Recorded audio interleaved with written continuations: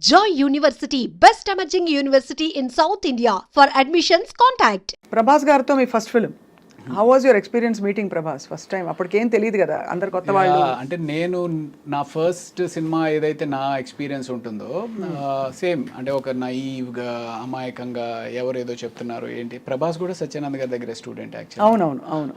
So అలాగా అప్పుడు తను వచ్చినప్పుడు అలా ఉండేవారు. బట్ తను మంచి పర్సనాలిటీ అండ్ అంటే తను వాక్ చేస్తున్నప్పుడే నాకు అనిపించేది, ఓ మ్యాన్ అసలు ఎంత మ్యాన్లీగా ఉంది తిని వాక్ అనేది. నాకు అప్పుడు ఒక మారుతి కారు ఉండేదన్నమాట. షార్ట్ గ్యాప్లో వచ్చి తను కార్లో పడుకునేవాడు. అంటే రాత్రంతా అంటే ఈ షూటింగ్ టైర్డ్నెస్ తోటి ఇంకొక 2 గంటలు పడుకొనిస్తే బాగుండు కదా అంటూ ఉండేవాడు అనమాట తను. So yeah, that was a wonderful experience. ఎలా అనిపిస్తుంది అంటే today he's one of the biggest pan world super star. ఇప్పుడు if you met him Ravi garu, would you have the same vibe? Because you sort of started off together. ఇద్దరికి ఈ మధ్య అంత పరిచయం ఉంటుందంటారా? I don't know. You don't know. You haven't probably been in that situation yet. So Eeshwar తర్వాత క్యా హువా? ఈశ్వర్ తర్వాత అందులో నెగిటివ్ రోల్ చేసిన తర్వాత వైవిఎస్ చౌదరి గారు సీతయ్య అని చెప్పి హరికృష్ణ గారితో ఒక సినిమా చేస్తా ఉన్నారు. అవును, సీతయ్య తెలుసు కదా. సీతయ్య ఎవరి మాట విండు. సీతయ్య మేము వాడుకుంటాం, కానీ నేను సీతక్క అని మార్చుకున్నా నా గురించి. ఓకే. సో ఆ సినిమాలో ఒక సిమిలర్ నెగిటివ్ రోలే. బట్ ఆ నెగిటివ్ రోల్తో పాటు ఒక వండర్ఫుల్ సాంగ్ అండి, కీరవాణి గారు కంపోజ్ చేసిన సాంగ్, ఆదిశంకర్లో సౌందర్య లహరి అని చెప్పి ఒక సాంగ్. ఆ సినిమా దట్ హ్యాపెండ్. దీని తర్వాత Eeshwar led to that Seethayya. And after Seethayya my next నా అంతటికి నేనుగా సాధించుకున్న సినిమా ఘర్షణ అనమాట. మళ్ళీ ఆడిషన్స్కి వెళ్ళి. Yeah, correct. Yeah. So that was in 2004 I think. Exactly. మీకు ఉన్నారా అసలు ఇండస్ట్రీ తోటి సంబంధం ఉందా? 2004 లేదు యాక్చువల్లీ, అప్పుడే వచ్చాను. I just come in. Okay. యాంకర్గా జర్నలిస్ట్గా జాయిన్ అయ్యాను TV9 2003లో. ఓకే. సో బట్ అప్పుడు ఐ థింక్ ఘర్షణ చాలా మంచి వెంకటేష్ గారి. సో వెంకటేష్ గారి కాంబినేషన్తో మీకు చాలా ఇది మంచి ప్రముఖ పాత్ర అందులో. అవును. So obviously tell us about that experience. ఎలా ఉండేది? అంటే ఫస్ట్ డే మేము ఇక్కడ ఫిల్మ్ నగర్లో ఏదో బిల్డింగ్ మీద చేస్తూ ఉన్నాం అనమాట. అది ఎన్కౌంటర్ అయితే ఆయన వచ్చారు కంప్లీట్ టైట్ షర్ట్స్ తోటి. ఐ మీన్ చిన్నప్పటి నుంచి ఏంటబ్బా ఏం చేస్తారా అలా సేమ్ ఎగ్జాక్ట్లీ అలాగే అనుకుంటే అలా అనుకుంటే వచ్చి రెడీగా షార్ట్ రెడీగా చేసేద్దామా అని చెప్పేసి హడావిడికి వస్తే. బట్ నాకేంటి అంటే చిన్నప్పటి నుంచి ఒక పెద్ద స్క్రీన్ మీద ఒక విగ్రహాన్ని చూస్తున్న విగ్రహం ముందుకు వచ్చింది అనుకోండి, ఎలా ఉంటుంది. బట్ చాలా కూల్గా ఉన్నారు. ఆయన చూడడమే ఒక థ్రిల్లింగ్ ఎక్స్పీరియన్స్ అనిపించింది అనమాట నాకు. దెన్ నాకు అది that was the first day. అక్కడి నుంచి రోజు షూట్ చేస్తూ ఉన్నాము. అండ్ దెన్ శ్రీలంక వెళ్ళి ఆ ఎపిసోడ్ చేసాము. ఆ శ్రీలంకలో బోట్ మునిగిపోయింది. మేము యాక్చువల్లీ ఏదైతే ఆ హౌస్ ఉంటుంది, if you remember that movie, ఆ హౌస్ ఉంటుంది వెంకటేష్ గారు ఆ సీన్ హీరోయిన్ది ఒక హౌస్ ఉంటుంది అనమాట. ఆ హౌస్కి ఒక బోట్లో ఒడ్డు నుంచి ఆ ఇంటికి వెళ్ళి అక్కడ షూటింగ్ చేసుకుని మళ్ళీ ప్యాకప్ తర్వాత ఇటు వచ్చేయాలి. సో ఈ బోట్ ఏదైతే ఉందో అది టెంపరీగా తయారు చేసిన బోట్ అనమాట. ఆ టెంపరీగా తయారు చేసిన బోట్ మీద అందరూ ఎక్కేశారు. అప్పటికి వెంకటేష్ గారు ఇది కూడా చేశారు. ఎంతమంది పట్టొచ్చు అది ఇంట్లో అంటే, సార్ 15 మంది పట్టొచ్చు సార్ అని అన్నాడు. 15 మంది ఎంతమంది ఉన్నాం, మనం ఎంతమంది ఉన్నామంటే, సార్ 16 మంది ఉన్నామండి, ఇంకో 4 దింపేశానండి ఎక్కువ ఉంటే అని చెప్పేసి అతను అన్నాడు. సో బోట్ స్టార్ట్ అయింది. బోట్ స్టార్ట్ అయితే కరెక్ట్గా వెంకటేష్ గారు ఆ సీన్ మాట్లాడుకుంటూ ఉన్నారు. ఏంటి మీరు శివమణి అనే సినిమాకి థాయిలాండ్లో ఏదో బోట్ ఎక్స్పీరియన్స్ అయిందంట కదా, బోట్ మునిగిపోతుందంట కదా, ఇది ఇలా మాట్లాడుతున్నారు. నేను ఇలా చూస్తుంటే బోట్లో ఇంక నీళ్ళు వస్తున్నాయి. ఏంట్రా నీళ్ళు వస్తున్నాయి అనుకుంటున్నా. అలా వస్తున్నాయి, అలా స్పీడ్గా ఎక్కువైపోతూ ఉంది.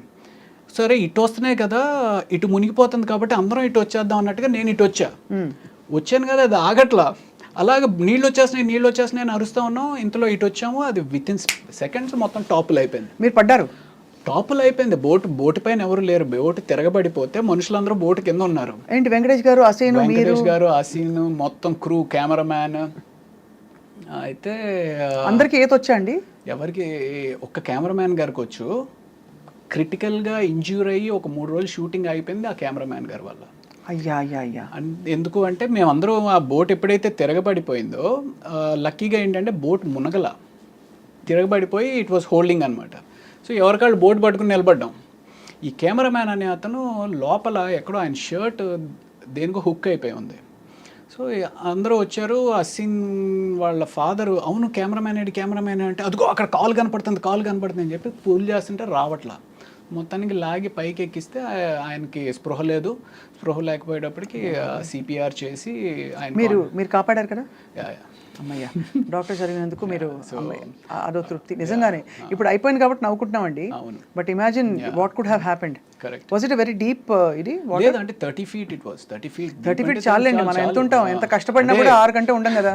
అంతే, మనకేం పెద్ద డీప్ అవసరం లేదు. ఒక 7 అడుగులు ఉంటే చాలు పోవడానికి.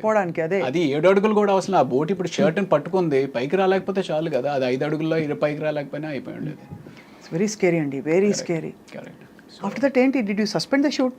లేదు, ఒక 1 day బ్రేక్ ఇచ్చారు. ఆ తర్వాత అప్పుడు డిసైడ్ అయిపోయి ఉంటారు, హర్ షూటింగ్ మే ఏక్ డాక్టర్ హోనా చాహియే అని. ప్రాబబ్లీ అలాంటి ఎక్స్పీరియన్స్ ఇంకొకసారి కూడా అయింది. బట్ కాదు, ఆయనకు సిపిఆర్ చేశారా మీరు?